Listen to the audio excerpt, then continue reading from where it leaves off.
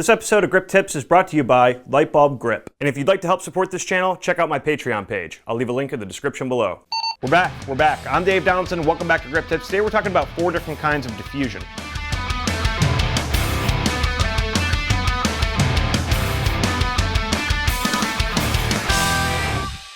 So there's a request on my last video that said, can you show a difference, like a side-by-side comparison of a bunch of different diffusions so that we could see the differences in between each one. We're not going to cover all the different diffusions, but we're going to talk about the 4 that are most commonly used on set. 3 of these I've used on set quite a bit, and they are 216, 250, and Opal. The 4th was a recommendation from a bunch of grips out there, and it's called half grid. Now, admittedly, I've never used half grid myself, but since it was recommended to throw it into this episode, let's do it. I also decided to purchase a Lumu Power light meter / spectrometer, which will help us identify further differences between all diffusions.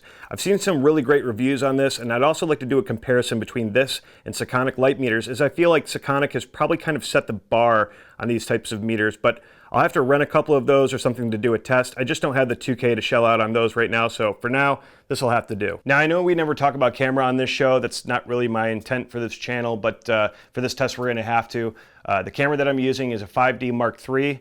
I'm using a 24-105L lens, and I'm shooting this at a max of 105 millimeters. My aperture is set to 5.6, my ISO is 800, I'm shooting 24 frames per second, and my shutter speed is set to 1/50th of a second. As far as the light is concerned, I'm using a tungsten 3200 degrees Kelvin Airy 650 watt light. Now, I did meter this 650 watt light with the Lumu Power, and it told me that it was 3,150 degrees Kelvin. So 50K off of your normal 3200 degree K light source. It's only 50K off, so I don't really think it's going to affect our test, but at least you know that information. Moving on, our diffusion is attached to a gobo arm of a C-stand, and our 650 is punching through it from roughly 3 to 4 feet away. All lights in my house were off, and the only thing that changed in our test was the diffusion and spot or flood of the 650 watt. First, let's talk about what these look and feel like. The half grid feels a little bit like what I can only describe as parchment paper meets a dryer sheet, and that's probably because of the grid that you can see inside of it. Opal kind of feels more like a heavier duty plastic shopping bag, and to be honest, it's an absolute bitch to roll up freehand. 216 and 250 feel about the exact same, but on a visual aspect, you can see there are some differences in terms of transparency. Now that we've got all that out of the way, let's get into our test. Here's a 4-way split screen, and the first thing that I notice is the differences in brightness. To my eye, it looks like Opal is the brightest and half grid is the darkest. In fact, if I were to put this in order from brightest to darkest, I'd say it would be Opal, 250, 216, then half grid. Another thing that I notice off the bat is when looking at my roommate's left cheek on the right side, I see a reddish skin tone start to emerge as it gets to half grid, where Opal looks like it's just on the cusp of overexposure, which is no surprise being that it's the thinnest of the diffusions that we have here. Next, just looking at the shadows, the Opal seems to give a much harsher cut in comparison to the other 3.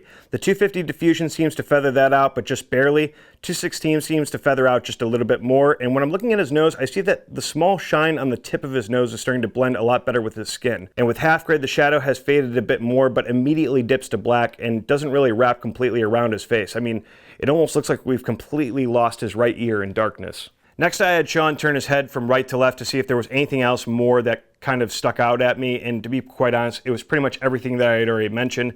But just in case maybe I've missed something, maybe you guys can form your own opinions and leave them in the comment section below. I would love to read those. So now let's meter these with the Lumu Power. Opal seems to be about 2/3 of a stop more than 250, and 250 is around another 2/3 of a stop to 216. Now, for half grid, I metered this a couple of times, but half grid seems to stay even with 216, even though I can see some clear differences. I'm not really sure why that is. I have not used a whole lot of grid, so kind of take that with a grain of salt. But what I've been told or what I've read up on is that as the grid pattern gets larger and smaller, the exposure is still the same, but the shadows fall to black quicker or slower, depending how wide that pattern is. I don't really know much about grid. I'm going to do another episode on that just to kind of compare all the different types of grids to make sure that that's true, but moving on. I also decided to take a color meter test of each, which was really just for and giggles, and interesting enough, as the light decreases and stops, it also warms up in color temperature. Opal came in at 3090, 250 came to 3080, 216 came to 3,070, and half grade came to 3,050.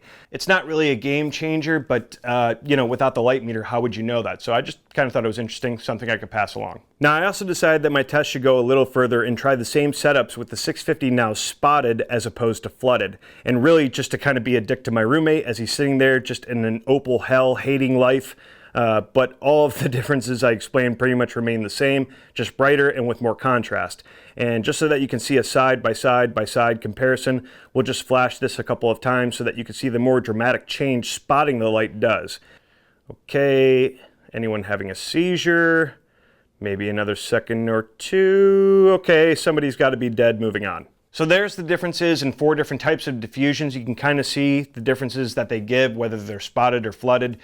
You can really kind of notice that there. But when I was telling my sponsor about this episode, he also mentioned that I should also talk about the placement of the light itself, as it does play a very, very critical role. So for this next setup, what we're going to do is we're not going to change the diffusion at all. We're just going to back the light up and spot or flood it. Again, in a 4-way comparison, you can see some major differences. Obviously, number one, when you move a light backward away from the diffusion, light spill is a lot more difficult to control when looking at the counter that's behind Sean's head. You can always use flags to control this problem. It's not a deal breaker. You're just going to need more flags or barn doors to control that. The next thing that I noticed, and you really have to be looking at the left side of his face, on his forehead, right underneath his baseball cap, the shadows act completely different in 4 different ways. 2 to 4 feet away seems to be a little brighter and gives off a harsher cut of a shadow, much like Opal. However, 6 to 8 feet away and flooded is a lot darker, but the shadows are a hell of a lot softer. And there you have it. The differences in 4 expendable diffusions, spotting and flooding with those diffusions, and spotting or flooding while moving the lamp only. Lightbulb Grip is a lighting rental house based out of Brooklyn, New York, and they're dedicated to the education and safety on all film sets. If you have any questions about rigging, on-set safety, or even gear that you've seen in today's episode, you can contact them by heading over to their website at www.lightbulbgrip.com. But sadly, that is all that I have for you guys today. A special thank you to those guys over at Below the Line Production Supply. They hooked us up with all the diffusion today. So if you guys are near Brooklyn, New York, and you need some expendables, I'll leave their contact information below. But that is all that I have for you guys today. If you like today's episode, please let me know in the comment section below. If you'd like to help support this channel, please check out my Patreon. Don't forget to hit that subscribe button. We'll see you next time right here on Grip Tips.